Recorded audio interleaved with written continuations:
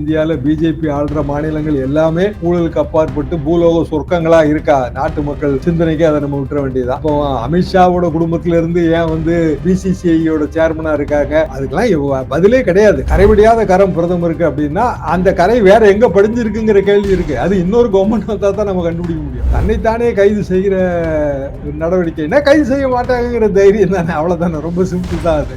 இதுல ஆபத்து இருக்கு. நாளைக்கு மோடிக்கு அமித்ஷாவுக்கும் மனஸ்தாபம் ஏற்பட்டால் அமித்ஷாவே மோடியை கைது செய்வதற்கான முயற்சியில் ஈடுபடுவார். அரசியல் சாசனம்ங்கிறது அரசியல் சாசனத்தோட மனசாட்சி ரொம்ப முக்கியம். இந்த மாதிரியான விஷயங்கள் அதுக்கு எதிரானது. இப்படி இவ்வளவு பெரிய டிஸ்கஷனை எதை டைவர்ட் பண்ண கொண்டு வராங்கன்னு யோசிச்சு பாருங்க. இப்போதைக்கு இருக்கிற ஓட்சோரியை தான் டைவர்ட் பண்ண கொண்டு வராங்க. அப்ப அதை டைவர்ட் பண்ணுவதன் மூலமாக என்ன லாபம் கிடைக்கும்? செய்த தவறுகளை மறைக்கக்கூடிய லாபம் கிடைக்கும். வணக்கம். இது தமிழ் குரலின் சிறப்பு நேர்காணல். இன்றைக்கு நம்மோடு இணைந்திருக்கிறவர் மரியாதைக்குரிய மூத்த பத்திரிகையாளர், அரசியல் திறனாய்வாளர் மற்றும் வழக்கறிஞர் முனைவர் தராசே ஷியாம் அவர்கள். சார் வணக்கம். சார் வணக்கம். கடந்த 2 நாட்களா என்ன கட்டமைக்கிறாங்கன்னா, தன்னைத்தானே கைது செய்த சட்டம் கொண்டு வந்த தானை தலைவர் மோடிஜி தான். அவர் கோச்சுக்கிட்டாரு டிராப்ட பார்த்துட்டு. என்னுடைய பெயரை ஏன் சேர்க்கல அப்படின்னு கேட்டாரு. கிரண் ரிஜிஜு ஒரு பக்கம், அமித்ஷா அவர்கள் ஒரு பக்கம்னு அந்த கிளீன் கவர்னன்ஸ் அப்படிங்கறத நோக்கி அதை நகர்த்துறதுங்கிறது டிவியேஷன் அதை நம்ம பார்க்க வேண்டியிருக்கேன் சார். ஏன்னா பிரதமர் மேல எஃப்ஐஆரே சாதாரணமா போட்டுற முடியாது. அதுக்கே 1008 ஸ்டெப்ஸ் இருக்கு இல்லைங்களா? அடிப்படையில கிளீன் கவர்மெண்டாங்கிறதுல எல்லாம் எனக்கு ரொம்ப சந்தேகம் இருக்குங்க. அப்படின்னா இந்தியாவில பிஜேபி ஆள்ற மாநிலங்கள் எல்லாமே ஊழலுக்கு அப்பாற்பட்டு பூலோக சொர்க்கங்களா இருக்கா? நாட்டு மக்கள் சிந்தனைக்கு அதை நம்ம விட்டுற வேண்டியதான். அப்போ அமித்ஷாவோட குடும்பத்தில இருந்து ஏன் பிசிசிஐயோட சேர்மனா இருக்காங்க? அந்த கேள்விக்கெல்லாம் அதுக்கெல்லாம் பதிலே கிடையாது. அப்ப கரைபடியாத கரம் பிரதமருக்கு அப்படின்னா அந்த கரை வேற எங்க படிஞ்சிருக்குங்கிற கேள்வி இருக்கு. அது இன்னொரு கவர்மெண்ட் வந்தா தான் நம்ம கண்டுபிடிக்க முடியும். தன்னைத்தானே கைது செய்கிற நடவடிக்கைன்னா கைது செய்ய மாட்டாங்கிற தைரியம் தானே, அவ்வளவுதானே. ரொம்ப சிம்பிள் தான் அது. இதுல ஆபத்து இருக்கு. நாளைக்கு மோடிக்கு அமித்ஷாவுக்கும் மனஸ்தாபம் ஏற்பட்டால் அமித்ஷாவே மோடியை கைது செய்வதற்கான முயற்சியில் ஈடுபடுவார். இதெல்லாம் நம்ம பார்த்துட்டு தானங்க இருக்கிறோம். அரசாங்கம் நடக்கிற விதம் எல்லாம் நம்ம பார்த்துட்டு தான் இருக்கிறோம். ஆனால் பொதுமக்கள் என்ன நினைப்பார்கள்? பப்ளிக் ஒப்பீனியன், அதாவது பப்ளிக் கன்சம்ஷன். இந்த பப்ளிக் கன்சம்ஷனுக்கு இது எப்படி கிரியேட் ஆகிறாங்கன்னா, பாருங்க, ஒருத்தர் கைதாயிட்டாரு, 30 நாள் ஜெயிலில் இருக்காரு. ஜெயிலில் இருந்துட்டு அவர் எப்படிங்க அரசாங்கத்தை நடத்த முடியும்? பதவி இழப்பதான நியாயம். 35வது நாள் ஜாமீன் வந்தா மீண்டும் பதவி வருங்கிற மாதிரிலாம் இருக்கு மசோதா. அந்த இடம் அதுபோக கார்டினல் பிரின்சிபிள் ஆஃப் இன்னசென்ஸ் இருக்கு இல்லைங்களா? நிரூபிக்கப்படும் வரை அனைவரும் நிரபராதிகள். அது சுத்தமா நமக்கு அடி வாங்கிடுறோம். ரைட்டு. இதை வேற வகையில தடுக்க முடியாதா அப்படின்னா வேற வகையில தடுக்க முடியும். ஏற்கனவே சுப்ரீம் கோர்ட்டே 2-3 சஜஷன் கொடுத்துருக்குங்க. இதே மேட்ரு பல முறை சுப்ரீம் கோர்ட்ல டிஸ்கஸ் ஆன மேட்டர் தான். அப்போ சட்டம் இயற்றுபவர்களே சட்டத்தை மீறியவர்களாக இருக்கக்கூடாது. இது ஒரு பிரின்சிபிள், குட் பிரின்சிபிள், நல்ல கோட்பாடு. அப்போ குறைந்தபட்சம் சார்ஜ் ஷீட் வரைக்கும் அப்படி இல்லை அப்படின்னா எம்பி, எம்எல்ஏ, சிட்டிங் மினிஸ்டர் இவங்க சம்பந்தமான எல்லா வழக்குகளும் ஒரு ஃபாஸ்ட் ட்ராக்கிங் மெத்தட்ல 3 மாசத்துக்குள்ள விசாரிச்சு தீர்ப்பளிக்கப்பட வேண்டும். சில பாலியல் பலாத்கார வழக்குல 14 நாளைக்குள்ள எல்லாம் தீர்ப்பு வந்திருக்குங்க. அரஸ்ட் தேவையில்லை. 7 வருஷத்துக்கு மேல வன்குற்றமாக இருந்து அவர் ஃபிளைட் ஆஃப் அக்யூஸ்ட் இருக்குங்கிற பயம் இருந்தா மட்டும்தான் நீங்க கைது பண்ணணும். இதுவும் சுப்ரீம் கோர்ட் சொல்றதுதான். அரஸ்ட் தேவையில்லை, பெயில் தான் ரூல், ஜெயில் எக்ஸெப்ஷன். இதுவும் சுப்ரீம் கோர்ட் சொல்றதுதான். அப்போ இப்ப நம்ம என்ன சொல்றோம்? இல்ல அரஸ்ட் தான் சரி என்றுதான் இது மறைமுகமா சொல்லுது. அப்ப கைது நடவடிக்கை என்றால் 5 வருடம், 5 வருடத்துக்கு உள்ளிட்ட, 5 வருடம், 5 வருடத்துக்கு மேல், இப்படி 2ஆ பிரியுது இந்த மசோதா, அரசியல் சாசன திருத்த மசோதா. அப்ப 5 வருடம், 5 வருடத்திற்கு உள்ள, 5 வருடத்துக்கு குறையாமல் 5 வருடம். அப்ப 5 வருடத்திற்கு அந்த தண்டனைக்கான பல்வேறு வகையான குற்ற செயல்கள். இப்போ இந்தியாவில் இப்போ இருக்கிற எம்பிகள்ல ஒரு 30% அந்த மாதிரியான குற்ற செயல்களில் ஈடுபட்டதாக எஃப்ஐஆர் இருக்கு. அதுக்குள்ள தான் மந்திரிகளும் வந்திருக்க முடியும். மாநிலங்களே அப்படிதான் இருக்கு. அப்போ நம்ம 2 விஷயம் செய்யலாங்க. என்னன்னா, பழி வாங்குறதுக்காகவே வேணுக்குன்னே வந்து கைது பண்ணிடுவாங்க. இதான பயம்.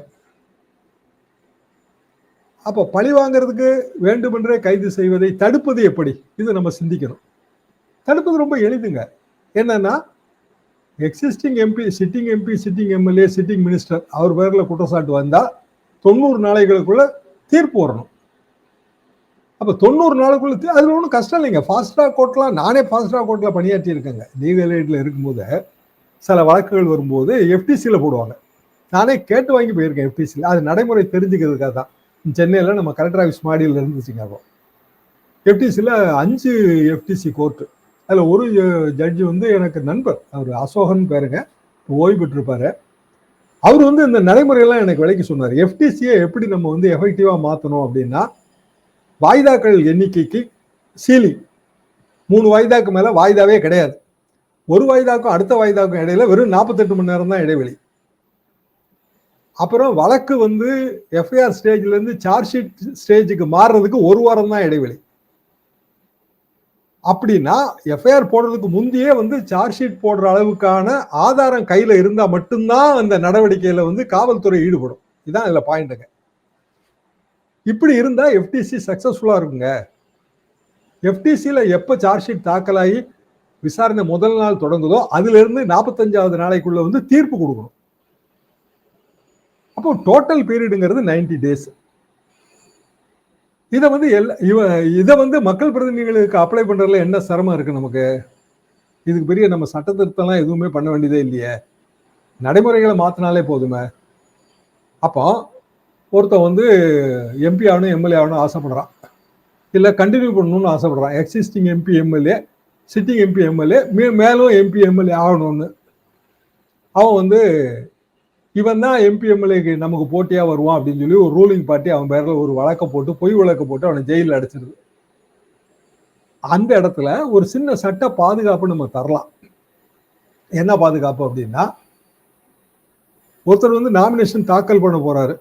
நாமினேஷன் தாக்கல் பண்ணுவதற்கு இவ்வளவு நாளைக்கு முன்னாடி என்னென்ன வழக்குகள் இருக்குங்கிறத நம்ம இப்ப என்ன டிக்ளரேஷன் பண்றோம், என் பேர்ல என்னென்ன குற்றச்சாட்டுகள் வந்து நிலுவையில இருக்குங்கிறத வேட்பாளர் டிக்ளரேஷன் பண்றாரு.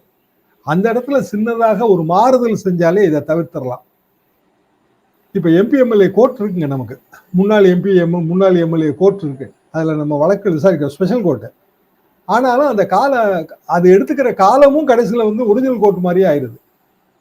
ஒரிஜினல் கோர்ட்ல நம்ம வந்து பிரிசம்ப்ஷன் ஆஃப் இன்னசென்ஸ் இருக்கிறதுனால சில சட்டம் வந்து அதுக்கு சாதகமா இருக்கு. ஆனா எம்பி எம்எல்ஏ கோர்ட்ல பிரிசம்ப்ஷன் ஆஃப் இன்னசென்ஸை வந்து நம்ம இன்னும் கொஞ்சம் பாலிஷ் பண்ணணும். என்ன காரணம்னா, அவங்க வந்து மக்கள் பிரதிநிதிகள் ஆக போறவங்க, சட்டத்தை இயற்ற போறவங்க. அப்ப சட்டத்தை இயற்ற போறவங்க மேல சட்டத்தை மீறி ஏதாவது குற்றச்சாட்டு இருக்கக்கூடாது. அதான் சரியான சமுதாயமா இருக்கும். இந்த பிரச்சனை வந்து பிற நாடுகள்ல இல்லையானா எல்லா நாடுகள்லயும் இருக்கு. அப்போ அரசியல் சாசனம்ங்கிறது, அரசியல் சாசனத்தோட மனசாட்சி ரொம்ப முக்கியம். கான்சியன்ஸ் ஆஃப் கான்ஸ்டிடியூஷன், இந்த மாதிரியான விஷயங்கள் அதுக்கு எதிரானது. இப்படி இவ்வளவு பெரிய டிஸ்கஷனை வந்து எதை டைவர்ட் பண்ண கொண்டு வராங்கன்னு யோசிச்சு பாருங்க. பெரிய அகாடமிக் டிஸ்கஷனுங்க, இதுக்கு எண்டே கிடையாது. அப்ப எதை டைவர்ட் பண்ண கொண்டு வராங்க? இப்போதைக்கு வந்து இருக்கிற ஓட்சோரியை தான் டைவர்ட் பண்ண கொண்டு வராங்க. அது கிட்டத்தட்ட அந்த குற்றச்சாட்டு எல்லாருமே வச்சுட்டாங்க. அப்ப அதை டைவர்ட் பண்ணுவதன் மூலமாக என்ன லாபம் கிடைக்கும்? செய்த தவறுகளை மறைக்கக்கூடிய லாபம் கிடைக்கும். அப்ப 2014 இருந்து ஆட்சியில் இருக்கிறது யாரு? பிஜேபி. அப்ப பிஜேபி தேர்தல் ஆணைய நடைமுறை எல்லா ஆணையர்களும் நியமிக்கதான் அவங்க தான். அப்ப இன்னைக்கு வந்து தேர்தல் ஆணையர் அப்பாயின்மெண்ட்ங்கிறது பொலிட்டிக்கல் அப்பாயின்மெண்ட் ஆயிடுச்சு. ஒரு காலத்துல அப்படி கிடையாதுங்க. 3 பேர் கொண்ட கமிட்டி தேர்ந்தெடுக்குது. 3 பேருமே அரசியல்வாதியா உட்கார்ந்துருக்காங்க. ஒரு எதிர்கட்சி தலைவர், ஆளுங்கட்சியை சேர்ந்த 2 பேர். அப்படின்னா கண்டிப்பா அது பொலிட்டிக்கல் அப்பாயின்மெண்ட் தானே. அதை தாண்டி வேற வழியே கிடையாதுங்களே. யாருக்கு பாலிடிக்ஸ்ல செல்வாக்கு இருக்கோ அவங்க தான் நியமனம் பெறுவாங்க. நம்ம ஆளுநர் என்ன பண்றாரு? அவரோட நியமனம் யாரு பண்ணாங்களோ அவங்களுக்கு தான் அவர் விசுவாசமா நடந்துக்குவாரு. நம்ம தலைமை தேர்தல் ஆணையர் என்ன பண்ணுவாரு? யார் அவருக்கு நியமனம் கொடுத்தாரோ அவங்களுக்கு தானே அவர் விசுவாசமா நடந்துக்குவாரு. அவர் ரிட்டையர் ஆன பிறகு அடுத்தாப்புல வர்றவர் அவரையும் வந்து நம்ம ஏற்கனவே நியமன பதவியில பொலிட்டிக்கல் அப்பாயின்மெண்டா தான் வச்சிருக்கோம். அப்போ தேர்தல் ஆணையத்தின் மீது சந்தேகப்படுவதுங்கிறது நியாயங்க. சந்தேகப்படக்கூடாதுன்னு சொன்னதெல்லாம் பழைய காலம். சந்தேகப்படுங்கன்னு சொல்றதுதான் இன்றைக்கு. அதுதான் நடைமுறை இன்றைக்கு. மிக நிச்சயமாக சார், ஒரு விரிவான உரையாடல். இது அடுத்தடுத்த கட்டத்துக்கு எப்படி போகுதுன்னு பார்ப்போம். உங்க நேரத்துக்கு மிக்க நன்றி சார்.